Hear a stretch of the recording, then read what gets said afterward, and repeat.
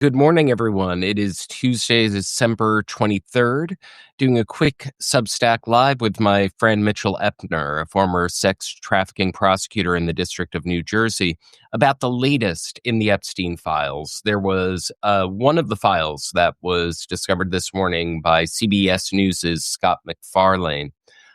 Gave a kind of look under the hood of what was going on in the lead up to Ghislaine Maxwell's trial, and a discovery that prosecutors made that they wanted to flag for each other. I'm going to go right into it. The identities of the senders, we don't know which prosecutor sent it to which prosecutor, but the subject line is Epstein flight records. The date is January 7th, 2020, as folks were waiting for Ghislaine Maxwell's trial to begin and discovering the evidence that was happening in discovery. It begins, quote, "For your situational awareness, wanted to let you know that the flight records we received yesterday reflect that Donald Trump traveled on Epstein's private jet many more times than previously has been reported or that we were aware, including during the period we would expect to charge in a Maxwell case. In particular, he is listed as a passenger on at least 8 flights between 1993 and 1996, including at least 4 flights on which Maxwell was also present." So I'm going to pause right there. It goes on. I want to correct something that I said. This is apparently they are discussing the type of charges they would like to bring. And this is the evidence that they've brought. I'm going to stop right there and take it over to Mitchell Epner. Mitch, if you are considering bringing a case and there's evidence that is concerning a then sitting president of the United States, why do you want to flag it for the rest of the prosecutorial team? You work in the Department of Justice. Why is one assistant U.S. attorney writing the rest of the team about this discovery? So, first of all, thank you for having me. I really appreciate being here. Second, you give me far too much credit. I have never had a case where I had to worry about the President of the United States being somebody who was caught up in the investigation. Hmm. However, I certainly have had cases that have had politically sensitive figures. And in the Justice Manual itself, there is an admonition to prosecutors that when running into politically sensitive figures, they are to alert senior members of the U.S. Attorney's Office and the U.S. Attorney or the Chief Deputy or some similar person has admonitions about alerting the particular part of main justice in order that the Department of Justice is not caught flat-footed by a well-intentioned AUSA investigating, very important person X. When it is the President of the United States, and Donald Trump was in the Oval Office at that point, the concerns are even more heightened. I want to turn to one thing else that you said, though, which is that we don't know who the AUSAs are. And that in and of itself appears to be a violation of the Epstein law, which specifically says, and I'm reading, the Attorney General may withhold or redact the segregable portions of records that contain the personally identifiable information of victims or victims' personal and medical files and similar files, the disclosure of which would constitute a clearly unwarranted invasion of personal privacy. Mm. Notably, that does not include prosecutors. Everything, and then the only other thing that I read that could conceivably come close would jeopardize an active federal investigation or ongoing prosecution, provided that such withholding is narrowly tailored and temporary. Now, this law may be horribly considered in this respect. As a former AUSA and as a current attorney, I can understand why you would not want to put out the names and the phone numbers of the people who are involved, because they are likely to be flooded with emails and phone calls from some people well-intentioned and some people not well-intentioned. But the law precludes it. Mm. Right. And that's such a good point because on this prosecutorial team at the time was, of course, Maureen Comey, the daughter of James Comey, who was inexplicably, or at least without any public explanation, fired earlier this year. I'm going to continue reading from this email. He, meaning Donald Trump, is listed as having traveled with, among others, and at various times, Marla Maples, his daughter Tiffany, and his son Eric. On one flight in 1993, he and Epstein are the only two listed passengers. On another, the only three passengers are Epstein, Trump, and then 20-year-old redacted. On two other flights, two of the passengers, respectively, were women who would be possible witnesses in the Maxwell case. We've just finished reviewing the full records, more than 100 pages of a very small script, and didn't want any of this to be a surprise down the road. This was, once again, January 2020. Maxwell was ultimately charged months later in July. So what jumps out at you with that email? This is obviously they're giving each other a heads up. They don't want a surprise down the road involving Trump. Adam, I want to be really clear, and I'm saying it in as soft and calm a voice as possible. Donald Trump traveled on a plane with a passenger section that's smaller than your average stretch limo, with at least 3 trafficking. And say more. Go on about that.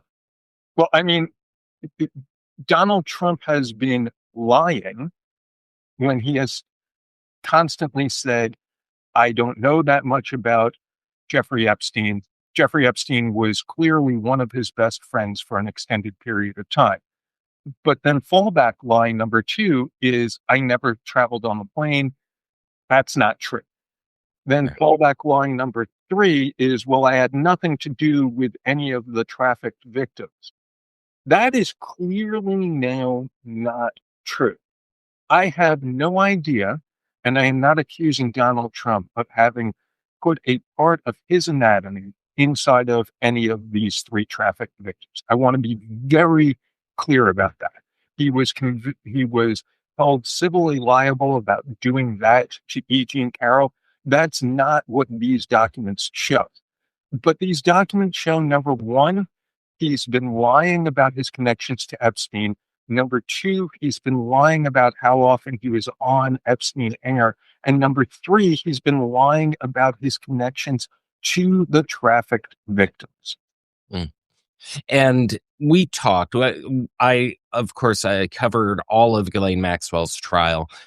The surprise down the road, I want to kind of focus on that for a second, because you'd mentioned it could be a defense strategy, point out all the famous people who Jeffrey Epstein was associated with. How might that have come up in a way that if they weren't prepared for it, if prosecutors didn't, give each other a heads up? Yes, Donald Trump and Jeffrey Epstein were alone with these victims, with these survivors, and the defense attorney discovered it, wanted to use it to their effect. How could that have backfired? So if I'm a defense counsel in this situation, and I understand that for a lot of our viewers, it's hard to imagine that I can imagine what I would do as defense counsel in this situation. I used to prosecute these cases. I have never been the defense counsel in a sex trafficking case, but I've been defense counsel in lots of criminal cases. So I can imagine what it would be like to defend Ghislaine Maxwell. And in that hypothetical, if I found that Donald Trump traveled alone with Jeffrey Epstein and some of these witnesses, I might ask a witness, isn't it true that on this date you were on a plane with Jeffrey Epstein and Donald Trump? Yes, it is. It would be admitted. And you don't contend that you were bound and gagged during that? Nope. I was sitting there and you could speak. Yes. And you knew who Donald Trump was. Yes. And you could have told Donald Trump, I'm here against my will. Yes. And you didn't do that. Correct. I've just done something to try to undercut the credibility of the witness's testimony that she was being trafficked against her will. Because in 2020, the idea that if Donald Trump had been told that somebody was there against her will, he wouldn't have done something, might have caused at least one juror to say, hey, something's not right here. If the victim wasn't complaining to Donald Trump, president of the United States, granted it was 26 years earlier, but then maybe she didn't have anything to complain about, and that's why she didn't complain. And we're talking, once again, January 2020. That was the last year of Trump's first term. And you had said something a little earlier about how that you had never been in a position where a piece of evidence in a case that you were bringing involved the then sitting president of the United States. What do you think, just putting yourself in the position of a Maureen Comey or a Danielle Sassoon or anyone else who was part of SDNY that worked on cases like these, and they come across this piece of evidence? What's going through their mind? Let's make certain we get this right. Let's document everything, and let's keep people senior to us in the loop so that nobody can ever come back to us and say, why didn't you tell us? No.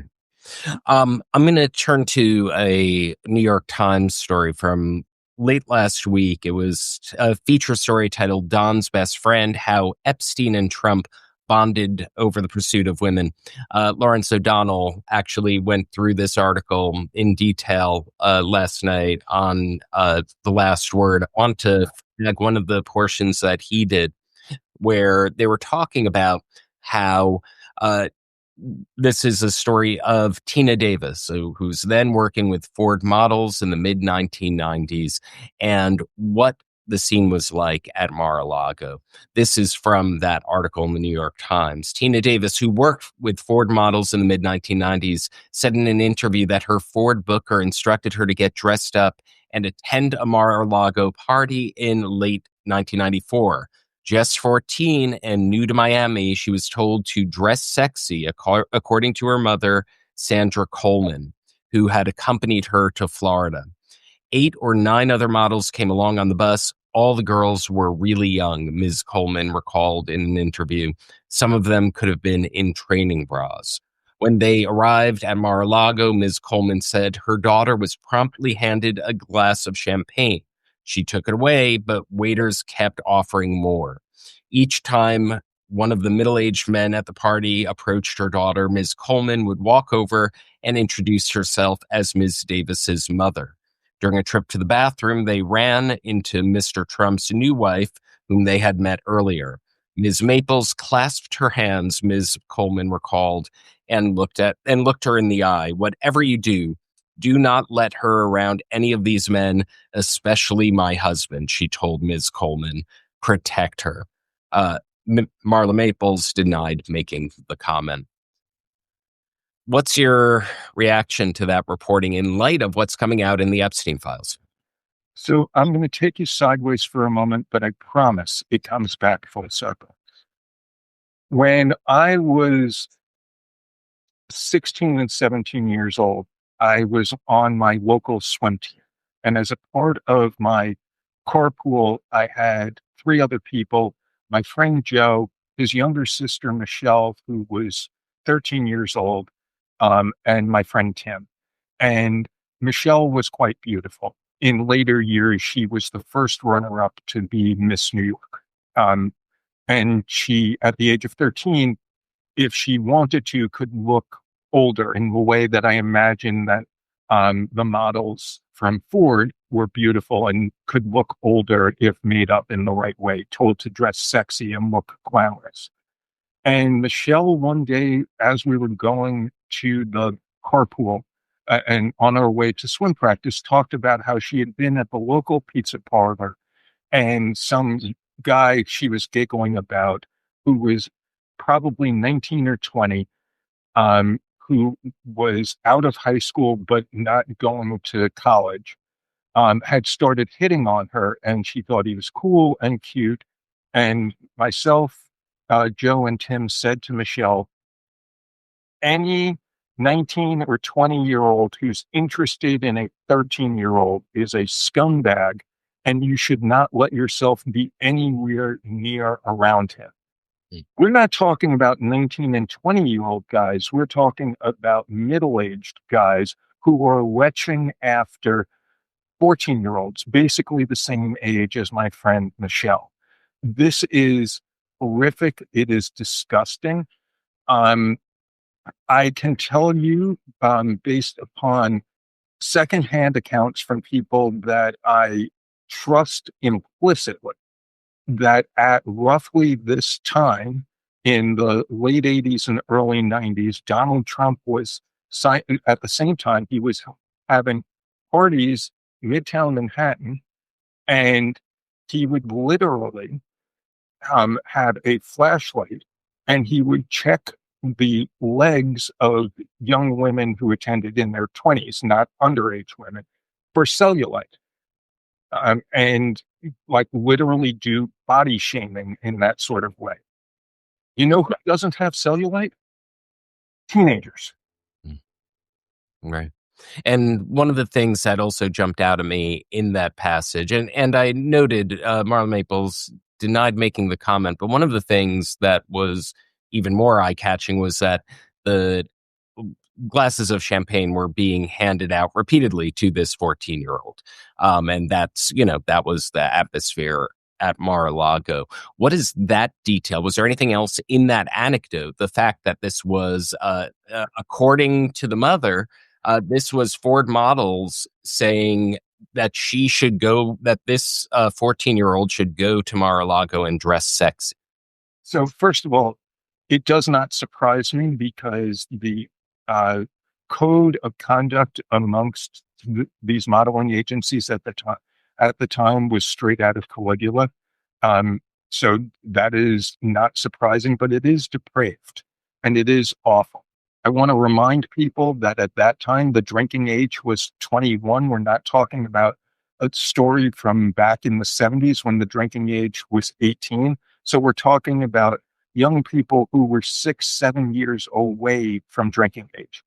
At these parties, it was notorious that cocaine would be available. Not talking about the Trump parties, at Ford Modeling and other modeling agencies, there would be copious drugs, quaaludes, cocaine, alcohol. It was a bacchanal. That does not surprise me. And it was being done in a quasi-public sphere with people who were chosen because they were so young. That is a little bit surprising.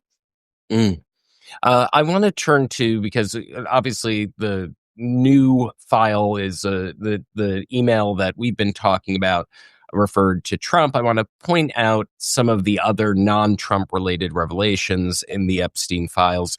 One that came out last week. It was first noticed by the New York Times. Headline: Epstein files includes 1996 child porn complaint that FBI ignored.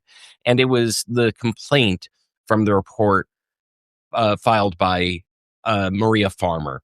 And when they encountered this complaint, this is what the New York Times said happened. The New York Times contacted Ms. Farmer about a report stamped with the date September 3rd, 1996. She broke down in tears.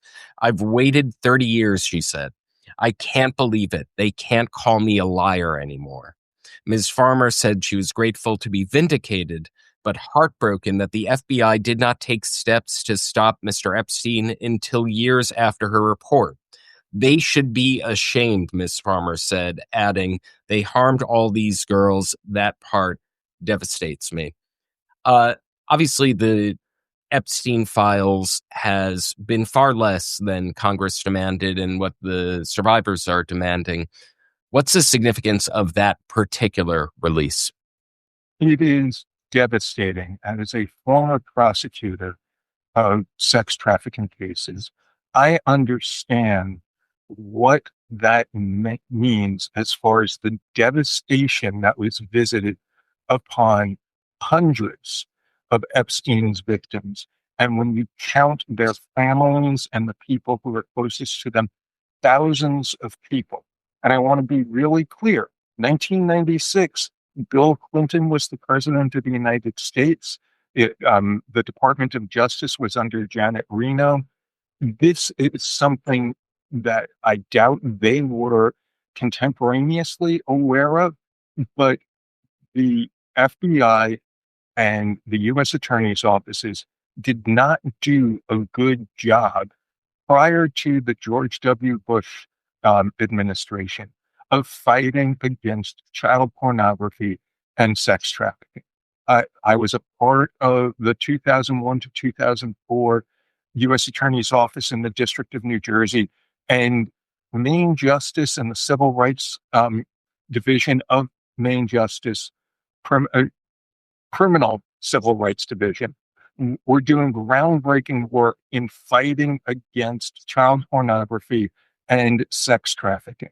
And there was a necessary corrective because this was not taken seriously.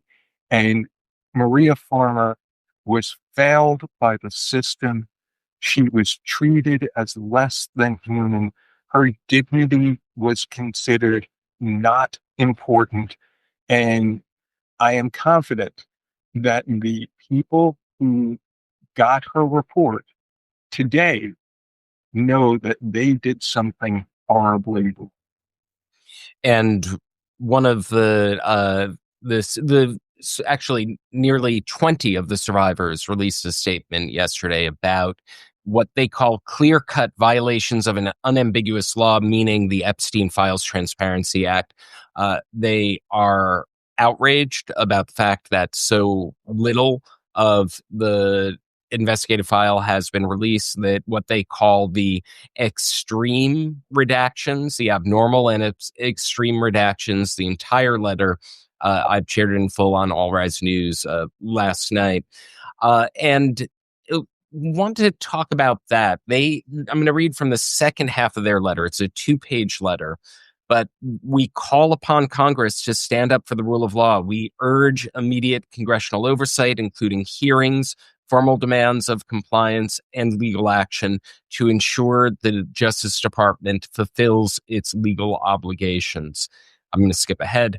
Survivors deserve truth. Survivors whose identities are private deserve protection. The public deserves accountability, and the law must be enforced. What can Congress do right now? Well, I will go to the most extreme thing that they could do. They could impeach Pam Bondi. They could impeach Pam Bondi. They could hold people in inherent contempt, which means literally holding them in the basement or bathrooms of Congress until they give over the documents that should have been given over by law on December 19th. Congress is a co-equal branch with the executive. Congress has power here. The only question is whether or not there are 218 members of the House and 60 members of the Senate who are willing to hold the Trump administration, Pam Bondi, and Todd Blanche to the law. Thank you, Mitch, for breaking it down. As this deadline has come and gone, the December 19th, I believe it was, deadline for the beginning of the Epstein Files releases. No, it was supposed to be for the end of the release. Yes. Well, the deadline for them to complete the disclosures. Other than obviously what has fallen short from it, what we have discussed that has become public, what should the general public pay attention to that might not have gotten attention, that may have been the needle in the haystack, or a way of understanding what we are or aren't seeing? So, as a former prosecutor who handled these types of cases, the most important documents that have not been released to date, because if they had been, we'd all know about it, are the prosecution memos and the declination memos. Those are the memos that are prepared by the prosecutors to explain who they are prosecuting, why, and who they are declining to prosecute and why. And it will be a synopsis of all of the investigation, who was interviewed, what investigative techniques were tried but couldn't succeed, who they considered bringing charges against but decided not to, why they decided not to. This is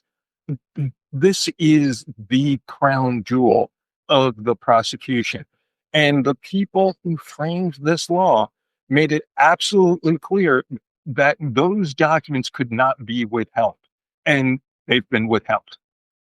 Thank you so much, Mitch, for breaking it all down, and happy holidays to you. Thank you. Same to you and yours. For folks who've been watching right now, if you joined a little late, look for the archive version of my conversation with Mitch right now on All Rise News. And if you're watching this on YouTube, take a moment to subscribe there and to subscribe as well to All Rise News. Have a good holiday.